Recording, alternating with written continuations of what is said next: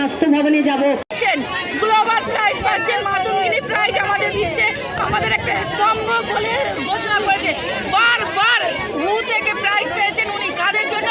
শুধু এই আশাদের জন্য, শুধু এই আশাদের জন্য। প্রত্যেকটা মুহূর্ত আশাদের দরকার। ভোটের ডিউটি, স্কুল ডিউটি, মেলা খেলা প্রাঙ্গণে সমস্তটাই আশা ডিউটি। অন্য কর্মী না ভাবতো দেখি আশাকে ছেড়ে।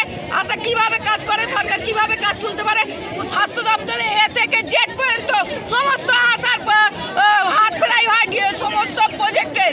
আশা শুধুমাত্র আশা রিপোর্ট না দিলে স্বাস্থ্য দপ্তর অচল হয়ে যাবে। কোনোদিন স্বাস্থ্য দপ্তর চলতে পারবে না এই আশা ছাড়া। এই তো ইয়ারিং মাস আসছে, সমস্ত রিপোর্ট তুলুক তো আশা ছেড়ে কি করে রিপোর্ট তুলতে পারে? যারা এসি ঘরে বসে আছে তাদের মাইনে 1 লাখ টাকা, যারা এসি ঘরে বসে বসে মাইনে পাচ্ছে 1 লাখ টাকা, আর আমাদের বেলায় 5250 টাকা। আমরা রোদে জলে ঘুরে কাজ করছি। এটা কি উনি ঠিক বিচার করছেন? উনিও তো একটা মানুষ, গায়ে রক্ত মাংসের যদি চামড়া থাকে তাহলে উনি এটা ভেবে দেখুক যে রোদ জল বৃষ্টিতে যে মানুষরা পরিশ্রম করছে তাদের জন্য 5000 টাকা বরাদ্দ